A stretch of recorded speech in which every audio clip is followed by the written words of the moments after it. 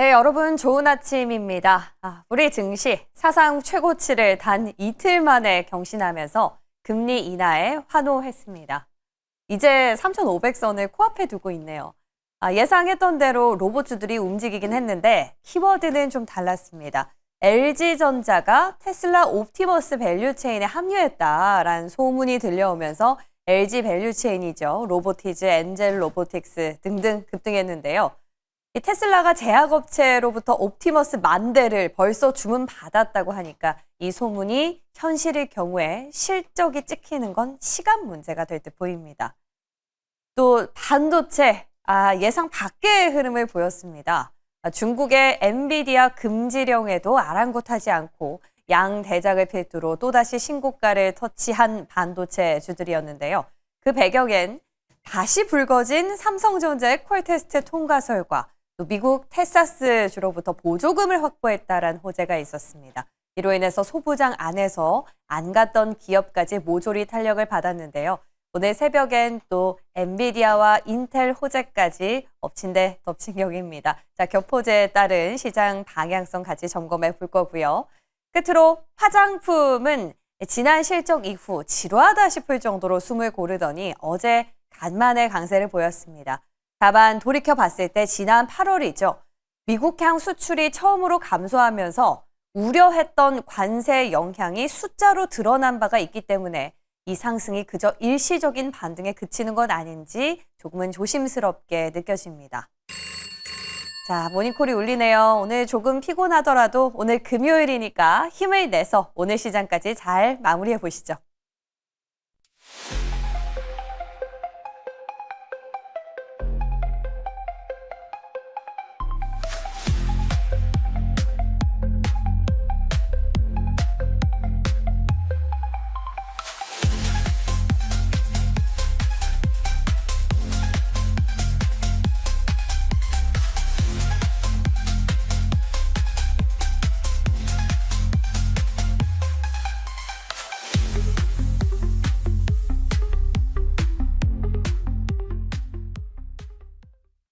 벌써 한 주를 마무리하는 금요일 아침입니다. 장전, 썰전, IM증권 이화진 과장과 유종혜미 전략 세워보겠습니다. 어서 오세요. 네, 안녕하세요.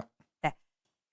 새벽에 뉴욕 증시도 금리 인하에 따른 결과물로 환호하는 모습을 보여줬습니다. 3대 지수가 모두 다 최고치로 마감을 했는데요. 그 안에서 개별 호재가 더 눈에 띄는 새벽이었죠. 엔비디아가 인텔에 50억 달러 투자를 발표했습니다. 이 거래가 진짜 성사될 경우에는 최대 주주가 되는 거거든요, 엔비디아가.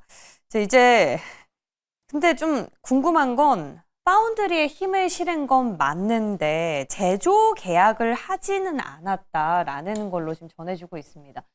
엔비디아 어떤 속내로 봐야 될까요? 근데 이게 엔비디아랑 인텔이 이게 뭐 갑자기 뭐 계약을 한 건 아니고 한 1년 정도, 논의는 계속 꾸준히 좀 나왔다라고 얘기는 합니다. 물론 이제 네. 인텔의 이제 미국 이제 재무부도 향후에 이제 최대 주주 지분은 이제 올라가긴 하겠죠. 대략 한 10조 정도로 알고 있는데 그러면 당연히 어느 정도 인텔을 살리기 위한 뭐 이슈가 그동안 계속 꾸준히 좀 나왔던 만큼 사실 엔비디아 입장에서도 당장에 그런 위탁 생산을 인텔에 맡길 수가 없죠. 왜냐면은 인텔은 아직까지 그렇게 수율이 나오지는 않은 상황이기 때문에 TSMC를 대체할 수 있는 상황도 사실은 아닙니다. 그런 측면이 좀 있는 상황이고 오히려 엔비디아는 GPU 쪽의 강자고 인텔은 이제 CPU 쪽의 강자죠. 물론 이제 두 회사들이 향후에 이제 크로스 쪽으로 진입을 하기 위해서 계속 꾸준히 좀 노력을 해오긴 했었지만은 워낙 이제 CPU 쪽은 강한 이제 인텔과 이제 그 GPU 쪽의 엔비디아가 결국 그 시너지 효과가 향후에 뭐 공동 개발 칩이나 이게 나오게 되면서 물론 데이터 센터나 뭐 관련된 AR 칩을 개발을 하게 되면 당연히 추후에는 좀 TSMC의 점유율도 어느 정도 충분히 좀 영향을 미칠 수도 있고 당연히 그 삼성전자 파운드리도 이제 본격적으로 고객사를 확대해 나가는 건데 인텔은 적어도 엔비디아 고객사는 확보했다. 이거는 좀 긍정적으로 해석을 하는 게 좀 맞다고 생각해서 어제도 한 30% 이상 좀 주가가 올라가지 않았나 생각하고 있습니다. CPU랑 GPU가 합쳐진 완전체가 그렇죠. 어떤 탄생을 하는 역사적인 날이다라는 겁니다. 자, 근데 이제 엔비디아가 이로써 3% 정도 상승 마감을 했고요. 인텔 20%대 마감을 했습니다. 물론 이 수치만 봤을 땐 굉장히 급등한 건 맞는데 사실 이 소식이 딱 처음에 불거졌을 때는 30%까지 치솟았었거든요. 근데 10% 정도 윗꼬리가 달려서 우리 시장에 영향을 조금 세부적으로 살펴봐야 될 필요가 있을 것 같다라는 생각이 듭니다. 자, 반도체. 이 엔비디아랑 인텔의 전략적인 협력이 우리 양대장에는 어떤 영향을 주리라 보세요? 그만큼 지금 반도체 업황 자체가 이제 업사이클이 본격적으로 좀 진입되는 좀 시기라고 좀 해석되는 게 맞고 그러면서 이제 이런 투자 소식들이 굉장히 좀 많이 나오죠. 이제 우리가 흔히 이제 전체적인 뭐 매크로에서도 뭐 금리 인하를 하게 되면은 기업들이 자금을 본격적으로 쏟아내기 시작한다. 그래서 이제 제약바이오 그런 흐름이기도 합니다. 그러면은 이제 AI 시장이 커지는 거는 이제 어느 정도 뭐 분명하고 물론 이 시장 규모가 얼마만큼 성장하느냐의 흐름을 봤을 때 당연히 미국 입장에서는 인텔을 무조건 키울 수밖에 없는 거고 올해 초에 이제 새로운 이제 CEO가 이제 바뀌게 되면서 그만큼 중국을 견제하는 상황에서 우리 미국 반도체 기업을 살릴 수 있는 물론 이제 트럼프 대통령의 항상 속내도 뭐 삼성전자나 SK 하이닉스나 TSMC나 왜 미국의 공장을 건설을 하라는 이유는 그만큼 전문 인력을 더 미국 쪽에 대한 인력을 창출하기 위해서라는 목적도 충분히 있습니다. 그런 측면에서는 이런 투자들은 충분히 좀 나올 수도 있는 상황이고 뭐 삼성전자나 뭐 하이닉스나 이제 사실 트럼프 대통령의 뭐 반도체 관련 관세를 얘기가 나온다 하더라도 사실 시장에는 크게 뭐 노이즈가 없죠. 그만큼 반도체 시장이 더 커지는 상황에서 미국은 사실 반도체 우리나라 반도체 회사들에게 관세를 그렇게 많이 매길 수 있는 사실 상황도 아닙니다. 오히려 본인들에게 침뱉기죠. 결국에는 그런 비용적인 문제도 이렇게 생길 수밖에 없는 상황이기 때문에 저는 영향은 오히려 부정적이라기보다는 긍정적으로 해석할 수 있는 게 더 많을 수 있다고 생각하고 있습니다. 그냥 업사이클이다라는 방증으로 보시네요. 자, 그럼 좀 구체적으로요. 삼성전자 이야기 나눠보도록 하겠습니다. 어제 블라인드였죠. 네. 12단, HBM3E 12단이 통과됐다라는 사내 직원들의 언급들. 여기에 텍사스 주로부터 보조금을 획득하면서 호재가 그야말로 터졌습니다. 그래서 어제 사실은 저희가 예측하기로는 중국이 엔비디아 칩을 물론 저사양이긴 하지만 네. 금지령을 내겼기 때문에 트럼프 대통령의 관세 압박에 대해서 조금은 눌리는 시간을 갖고 갈 수도 있다라고 생각을 했거든요. 근데 네. 의외의 시세가 나왔어요. 이게 저는 삼성전자를 외국인이 사냐 안 사냐 이게 사실 모든 루머들을 불식시킬 수 있는 부분이라고 생각하고 있습니다. 작년 물론 4월 달에도 4월, 5월쯤을 기억을 하고 있는데 그 당시에도 외국인이 그 한 달 내내 삼성전자를 계속 매수를 해왔었죠. 물론 이제 저도 많은 그런 루머나 이런 이슈들을 이제 부과를 받아왔었고 어제 모 증권사에서 이제 리포트가 나왔죠. 뭐 경쟁사와 관련해서 12단 반도체 컬 테스트가 통과되지 않았다는 얘기가 나오면서 갑자기 블라인드 쪽에서도 얘기가 나왔습니다. 네. 근데 저도 이제 뭐 들은 얘기로는 뭐 삼성전자 뭐 임원들을 모셔놓고 드디어 12단 반도체가 통과됐다 이런 얘기도 뭐 저도 들은 바는 있어요. 근데 그게 네, 양측이. 이게 그렇죠. 이게 뭐 확인을 할 수 있는 부분이 아니고 네. 나 우리 컬 테스트 통과됐다고 공신을 낼 수 있는 사실 상황도 그거는 의무도 아닙니다. 아닌 상황이라서 결국에는 우리가 믿어볼 수 있는 거는 외국인들이 삼성전자를 계속 끊임없이 사네.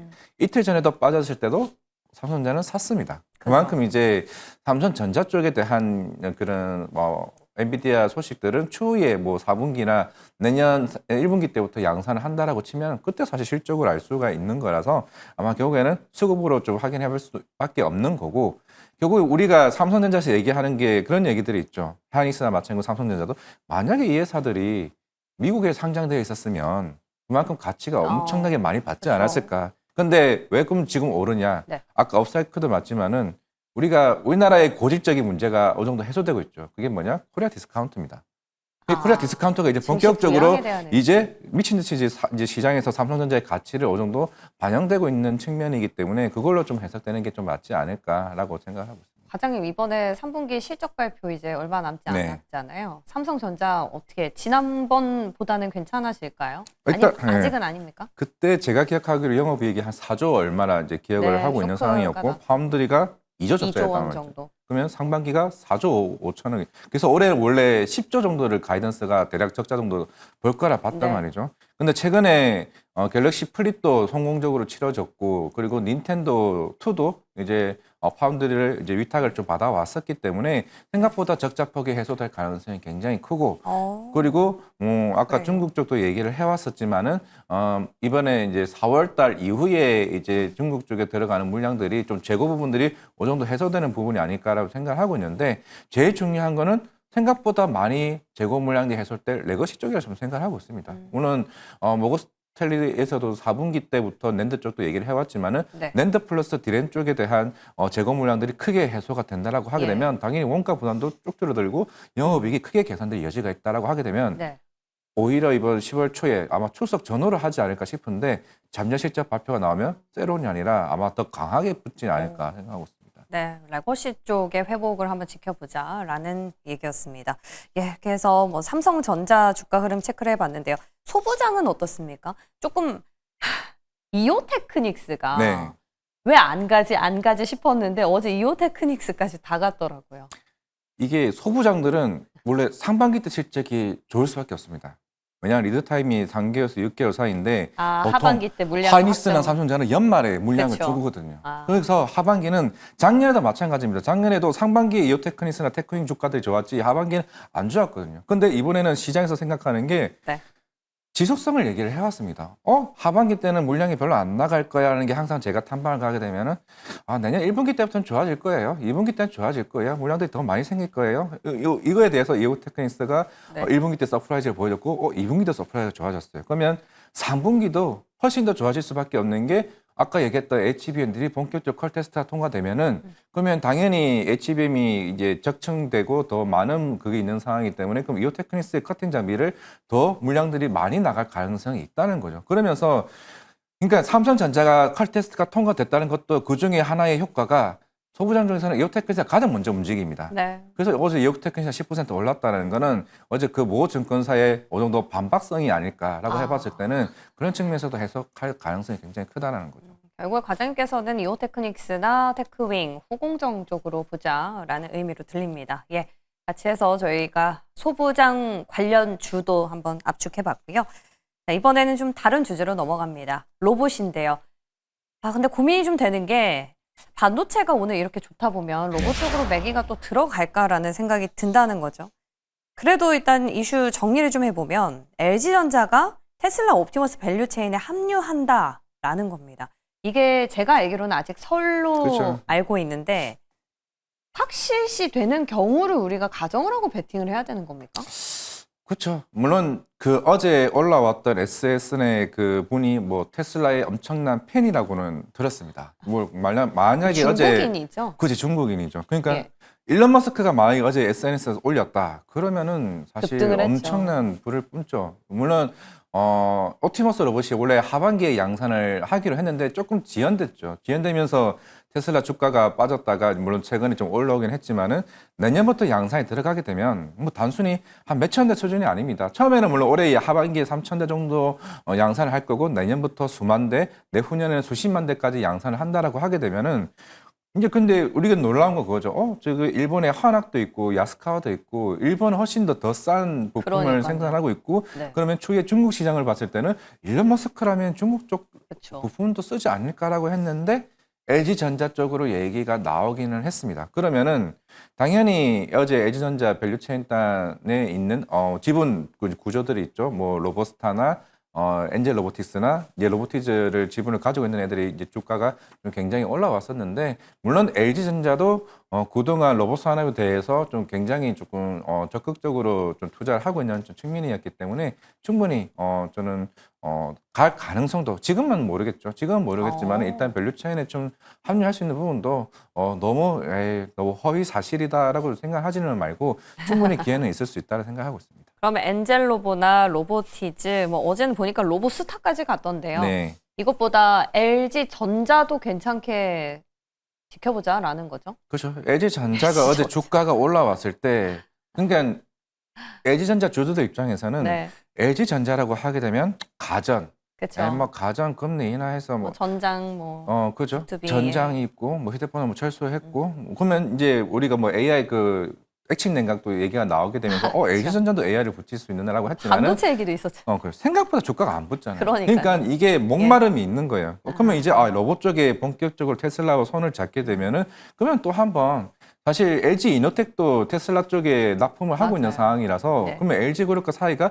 그렇게 나쁜 건 또 아니라는 측면에서는 일단 한번 지켜보는 네. 것도 좀 나쁘지 않을 것 같다 생각하고 있습니다. 네, 로봇주 너무 급등을 해서 좀 부담스럽다 싶으신 네. 분들은 LG전자도 네, 하나의 대안이 될 수도 있다라는 겁니다. 그리고 요즘에 뭐 하이젠 R&M 뭐 이런 기업들이 있죠. 그 밸류체인 안에서 부품 쪽들도 괜찮던데 네. 실제 혹시 보시는 기업 있으세요? 지금 대장이 올해 상반기 때는 레인보우 로보티스였는데 지금은 대장이 로보티즈죠. 네. 아마 6월에 이제 인적 분할을 했죠. 로보이츠라는 이제 그 자회사를 인적 분할을 했고 5년 이내에 자회사를 상장을 안 시킨다는 조건이 있었습니다. 네. 그러면 그게 자율주행이에요. 그러니까 지금의 이제 본업은 다이나믹셀이죠. 우리가 알고 있는 감속기입니다. 자막에 나왔던 것처럼 전체 매출의 한 90%가 이제 다이나믹셀 매출인데 최근에 현대모비스 CEO 그 인베스터 데이에서도 얘기를 했듯이 네. 전체 휴머노이드 로봇의 그 원가 자체가 70%는 감속기 쪽으로 이제 더 많이 쓰일 수밖에 없는 상황이기 때문에 결국에는 로보티즈에 대한 생산성과 이런 향후에 펀더멘탈로 반영될 수 있는 실적에 대한 부분들이 내년에 그러면 양산될 때 들어가면은 제가 볼 때 로보티즈가 훨씬 더 큰 그래요. 메리트가 저 있다고 좀 생각하고 있습니다. 지난 텀에는 SPG, SBB테크 이런 기업들이라서 네. 그쪽으로 여지가 혹시 있는지 해서 여쭤봤는데 결국에 로보티즈 하면 LG전자, 테슬라 그리고 감속기까지 뭐 교집합으로 이래저래 좋을 것 같다는 생각이 듭니다. 네, 좋은 옵션 주셨어요. 자, 이어서는 저희가 스마트폰 얘기 또 다뤄보도록 하겠습니다. 오늘 대망의 날이죠. 애플은 아이폰 17을 출시하고요. 삼성은 S25 FE를 출시합니다. 오늘 맞불 전쟁이 예고돼 있는데 과장님 같으면 네. 이 두 가지 브랜드 중에 어디 선택하시겠어요? 생각보다 이번에 아이폰을 사시겠다는 분들이 주변에 굉장히 많더라고요. 많아요. 근데 물론 이제 삼성 나오는 거는 네. FE가 사실 좀 사양이 이제 기존에 있는 이제 고사양보다는 좀 낮은 이제 약간 수준이 보급형인가요? 그렇죠. 보급형 수준이라서 예. 물론 이제 나쁜 폰은 아니죠. 좋은 폰입니다. 좋은 폰이긴 하지만은 그만큼 이제 아이폰 쪽은 아직까지 AI 인텔리전시 쪽에 대한 종목이 사실 크지는 않지만은 어차피 그거는 추후에 애플은 이제 OS 업데이트를 통해서 바로 접목시킬 수는 있는 좀 상황이긴 합니다. 대신에 이제 그동안 애플 같은 경우도 워낙 이제 주가가 부진을 해왔던 부분이 판매량이 계속 이제 작년에 좀 크게 좀 성공하지 못했던 상황에서 이번에 사전 물량들이 워낙 많이 이제 흥행을 하다 보니까 이번은 좀 애플 쪽이 승리를 할 가능성이 있다고 생각을 하고 있습니다. 물론 삼성전자는 그 전에 폴더블 쪽이 생각보다 빠르게 치고 올라가기 시작을 네. 했고 그러면 전체적으로 해석을 해보면 생각보다 수요가 전체적인 스마트폰의 수요가 좋아지고 있구나. 그렇죠. IT 전방 수요에 대한 기대감이 네. 훨씬 더 크구나. 그러면서 삼성전기가 오르고 있고 LG 이노텍의 주가가 다시 한 번 더 반등을 하고 있는 예. 좀 측면이기 때문에 네. 누가 좋냐 얘가 좋냐 뭐 일희일비를 할 필요는 없다는 생각을 하고 있습니다. 과장님, 저희가 지난주였나요? 여쭤봤을 때 스마트폰 관련주 안에서 LG 이노텍 이제 보자라고 주셨는데 디스플레이 쪽에 보니까 호재가 많았어요. 일본의 도쿄 어떤 또 디스플레이 기업인데 OLED 쪽은 또 철수를 한다고 하고 중국의 BOE도 이제 미국에 못 들어가는 상황이다 보니까 사실 LG 이노텍도 좋지만 디스플레이 쪽에 탄력이 더 붙을 용의가 있지 않나. 맞습니다. 디스플레이도 최근에 이제 패널 가격이 본격적으로 이제 인상을 하기 시작을 했고 오. 그리고 네. BOE는 그동안 워낙 이제 LCD, LED 쪽으로 10년 전부터 엄청난 투자를 중국이 정부에서도 많이 해왔던 이제 상황이었기 때문에 그만큼 우리나라 LG 디플이나 삼성 디스플레이 같은 경우가 사실 그런 가격의 부분에서도 굉장히 좀 불리할 수밖에 없는 상황이었기 때문에 결국 BOE는 OLED 쪽에 대한 침투를 올려가려고 하는 와중에 사실 미국에 제동을 악재가 걸었던 터진 거죠. 거죠. 제동을 걸어버렸죠. 예. 그러니까 BOE가 미국을 진출을 못하다 보니까 당연히 패널 가격도 인상이 될 수밖에 없는 그렇죠. 상황이고 네. 실적의 회복세가 최근에 아마 LG 디스플레이도 나왔을 겁니다. 그러면 애플도 내년이나 이번 같은 경우가 양산이 본격적으로 더 확대된다라고 하게 되면은 새로운 시장에 대한 진입률이 더 커진다라고 해봤을 때 뭐 대표적으로 덕산 네올스가 조금 기회가 있지 않을까 생각을 하고 있습니다. LG 이노텍과 덕산 네오르스. 그럼 네. 폴더블 쪽은 어떨까요? 제가 보니까 요즘에 폴더블 관련해서 재밌는 기사가 좀 있어요. 모토로라가 폴더블 시장에서 1위래요. 네. 물론 내년에 애플 폴더블은 출시가 되기 때문에 이 구도가 어떻게 될지 모르는 일이지만 혹시 모토로라에 공급하는 업체가 있을까요, 국내에? 아마 없을 거예요. 파이렘텍 같은 경우가 예. 샤오미, 오포나 비보 쪽에 중국 쪽에 납품을 하고 있고 우리나라는 삼성전자인데 예. 아마 앵커님이 보셨던 그 점유율 자체는 이게 워낙 단기적인 이슈일 겁니다. 전체적으로 흐름을 보면은 네. 삼성전자가 폴더블 시장에서는 한 40~50% 점유율을 가지고 있고 그게 그 다음이 하웨이나 그게 한데 그게 출시 일정에 따라서 사실 다른 거기도 해서 구글도 최근에 픽셀 폴드폰이 나왔죠. 모토로라도 마찬가지는 하겠지만은 이게 자세히 보면 이게 전 글로벌 국가에 다 출시를 하냐 아닙니다. 그러니까 우리가 알고 있는 구글도 해외에 진출하는 국가가 사실 어느 정도 제한이 되어 있어요. 그런 상황이기 때문에 점유율에 대해서는 크게 걱정할 노이즈는 없다라고 좀 보이고 있고 아직은 독보적으로 삼성전자가 폴더블 시장에서는 굉장히 큰 상황이고 그래요. 고마운 건 그거예요. 이 시장들이 모토로라나 구글이나 애플이 이 시장에 들어오게 된다라고 하게 되면은 확장이 되겠죠. 그렇죠. 그만큼 시장 규모가 커지고 양산이 더 커지게 되면은 그만큼 이제 파이낸텍과 같은 회사들은 실적에 대한 원가에 대한 부담이 훨씬 더 줄어들 수밖에 없다라고 실적에 대한 기대감이 크다 말씀드리겠습니다. 그렇죠. 예, 사실 뭐 오늘 폴더블 폰이 출시된 건 아니고 그냥 이번 일반 기존의 스마트폰 출시 데이긴 하지만 요즘 좀 잠잠했기에 또 한번 연결고리를 찾아봤습니다. 역시나 파이낸텍으로 정리를 해보고요. 자, 오늘 여러 가지 이슈 다뤄봤는데요. 투자 전략 한마디로 좀 들어볼까요? 어제도 그랬지만은 이제 이틀 전에 한번 반도체가 빠졌었죠. 그러면서 어떤 현상이 벌어졌냐면은 그 수급들이 다양한 섹터로 분산되기 시작을 네. 했습니다. 결국에는 뭐 어제도 여러 흔히 뭐 짤이라고 하죠. 그런 얘기도 나왔던 만큼 모든 수급들을 반도체가 싹 쓸어간 상황에서 오늘 또 재미있는 소식이 나왔던 게 시진핑 주석과 정상회담 얘기가 나왔죠. 네. 그러면 과연 오늘 중국 관련주들이 반도체에 대한 수급들을 조금 가져갈 건가? 아니면 어제 인텔이 보여줬던 또 반도체에 대한 그 수급들이 역시 반도체냐? 이런 상황인 것 같아요. 그냥 지금은 뭐 펀더멘탈이고 모르겠고 매크로도 모르겠고 그냥 수급이 어디로 움직이느냐? 아까 얘기했던 LG전자 관련 이슈도 그냥 스토리가 만들어지면 그냥 수급이 몰리는 거예요. 그냥 지금은 엄청난 자금들이 시장에 나와 있는 것만큼 눈치 싸움이 시작되는 흐름이다. 그게 오늘도 좀 시작될 것 같다. 말씀드리겠습니다. 만약에 반도체 수급이 다른 데로 몰려가서 조금 눌린다면 저희는 기회일까요? 충분히 전 기회라고 좀 생각을 하고 있습니다. 그런데 네. 요즘 시장의 흐름들이 예. 저도 지점이 있지만은 고객분들이 매도할 생각이 없으세요. 계속 그냥 갖고 가지고 가면서? 있어도 주가가 계속 날아가는 네. 상황이기 때문에 오히려 자금이 들어오는 상황이라서 뭘 사야 될까에 대한 고민이 굉장히 많은데 뭘 사야 될지 보려고 하면은 주가가 다 올라가 있습니다.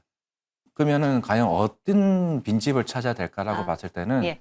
이 섹터 별론데 이런 것도 어떻게 보면 전 주가가 충분히 코로나 때 모습을 나올 가능성이 있다. 그러면은 압도적으로 포트폴리오의 비중이 높은 1, 2순위 하나씩만 좀 얘기해 주세요. 일단 반도체와 제약바이오입니다. 제약바이오입니까? 네. 로봇이 아니었네요. 네. 예, 좋습니다. 여기까지 힌트 얻어볼게요. 오늘 도움 말씀 주신 이화진 과장 고맙습니다. 네, 감사합니다.